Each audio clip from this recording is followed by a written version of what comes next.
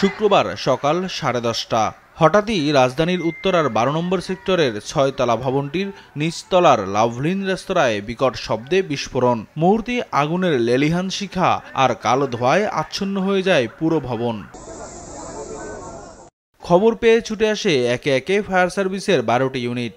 ভবনটির আধুনিক অগ্নি নির্বাপন ব্যবস্থা না থাকায় বেগ পোহাতে হয় ফায়ার সার্ভিসকে। পরে দীর্ঘ 4 ঘন্টার চেষ্টায় নিয়ন্ত্রণে আসে আগুন। স্থানীয়দের অভিযোগ, সিএনজি গ্যাস দিয়ে রেস্তোরাঁয় রান্নাবান্না কাজ করায় এই আগুনের সূত্রপাত।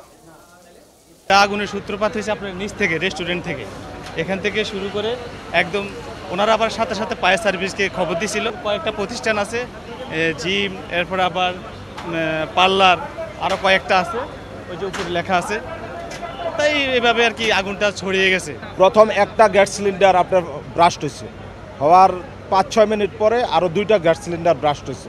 আমরা তো ছিলাম কিচেন রুমে, ঠিক আছে। আগুনটা লাগছে হলো এই যে সামনে রুটি পরোটা স্ট্যান্ড, এখানে গ্যাস সিলিন্ডার বাস্টে আগুনটা লাগছে। ফায়ার সার্ভিস বলছে ভবনটি সম্পূর্ণ ঝুঁকিপূর্ণ ছিল।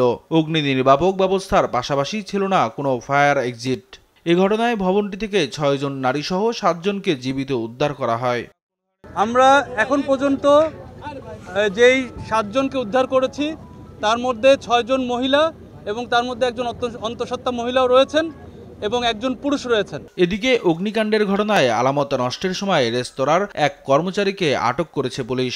ভবন মালিক ও রেস্তোরাঁর মালিকের বিরুদ্ধে আইনগত ব্যবস্থা নেওয়ার কথা জানান পুলিশ। আমরা আলামত নষ্টের চেষ্টা করছিল, তাকে আটক করেছি এবং এ ব্যাপারে আমরা তদন্ত করে পরবর্তীতে আইনগত ব্যবস্থা গ্রহণ করি।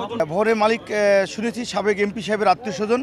আমরা এ ব্যাপারেও আমরা অভিযান পরিচালনা করব। নিয়াজ মোর্শেদ, দেশ টিভি, ঢাকা।